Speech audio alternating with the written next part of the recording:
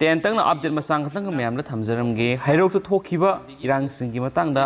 update अम social media सिंग खेना खेना platform सिंग थगलक video footage मग लोइना ma'am थमजगे ma'am लोइ फुम Young तामिनसी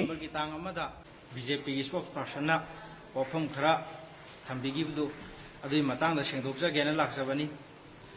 दुगा BJP हैरोक मंडल अमदी BJP की spokes person नवंबर की तांग अमदा कोई मीडिया की पाउमी एलांगम Raneshwar कौब नुपा फुएना हैरोक block Congress committee charge तौजबद MPCC की माइकईदगी हैरोक ब्लॉक कांग्रेस कमिटी की माइकईदगी सेंदोकचबसु हानासु लेजग्रे सिगी मतंगदा एस बीसीसी का करीगुम्बम मरी लेनदेब अदो मखोइना हैरोक की कांग्रेस कांगबुसिबु लाना होनब होनबनी सि तसेंगना अरानब पाउ ngaktani asida पाउमी रामेश्वर है मिसक से तसेंगना अखोई हाइजगे महाक्सी करम पाउमीनो है महाक्से नारोल थौदांगी पाउमी अमा ओइरगा तसेंगना साइड अमदा नाकन अमदा लेरगा बीजेपी हैरोक मंडल की तसेंगना थबक तौब मी अमनी पॉलिटिकल पार्टी अमगी नाकन लेपगा महांगना तौरिबा थबक सिंजी खुदम चांगदम से अखोई सिगी व्हाट्सएप ग्रुप ता महांगना थारंबा पाउ फोंगमदाइदा BJYM हैरोक जोन है व्हाट्सएप ग्रुप असिगी एक्टिव मेंबर अमनी मार्क्से असिदा माना हाइरंबा माना पाउसे फोंगदगे ममांगदा मोहिदगी अया बहाने लौरब मतुंगदा पाउसे थादरोकपनेबा मतम पुनमक्ता मार्क्से हैरोक कांग्रेस कांगबुबु फत्तब लंबीदा उहन्नबा प्रजा मियामदा फत्तना उहन्नबा होनबदा अचौब थौदांग लोब मिसक अमने मार्क्से अदुना अदुगी प्रूफ म्याम से सिदा लोइमा अखोई एविडेंस पिजगेबा सिगी व्हाट्सएप ग्रुप की स्क्रीनशॉट लौरगा अखोइना थमजरिबा म्याम सिदा असिसु सिगुम्बा फजदबा थवोंग म्याम से उथरोकपदगी मखोइगी बीजेपी की यूथ कांगबुदा लेइबसिंजे तोक्थोगा मोय मसाना पुरगा थोरकपा पिरकपा पोने प्रूफ से सिदा इचे महांगना पाउसे फोंगु मतमदा मखोइगी अयाबसिंजे लौरगा सिदा हाना लोइमक मांगजौनना नैनर मतुंगदा पाउसे लोइमक थादरोकपने अदुना ngasi हैरोकता थोइबा इरांग म्याम से 70-80% दी हाइरिबा सिगी पाउंबिसिना थोन बंगातने सि महांगना दायित्व लौगदमने सिगुम्बा थबक म्याम से हैरोकता थोइ म्याम से हुजिकती मखोइना सिगी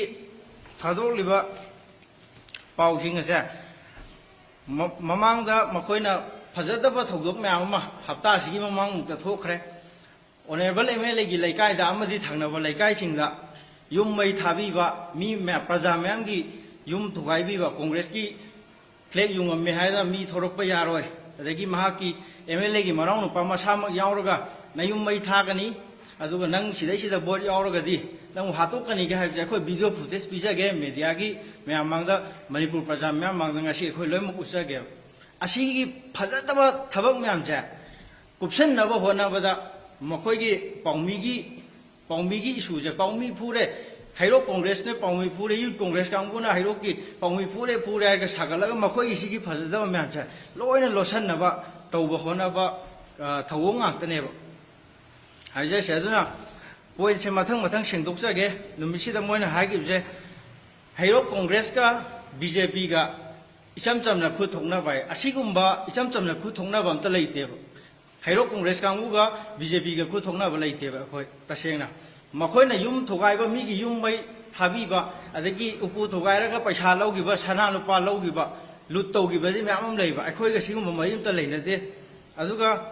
मखोइना फिमु सेटपना मी फुबीरे कायना याम लाना चार्ज तौरगा हैरोकता लेरिबा कांग्रेस कांगु कांग्रेस के वर्कर्सिंगसिबु प्रजा म्यामदा याम लाना होनबा होनरिबा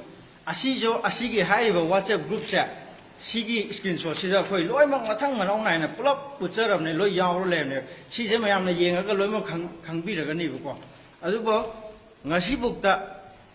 हैरोकता 1972 दगी राजनीति होरकबदा सिगुम्बा थौदोकसे आमबो थोक्त्रिबा हानक बीजेपी की कैंडिडेट अमना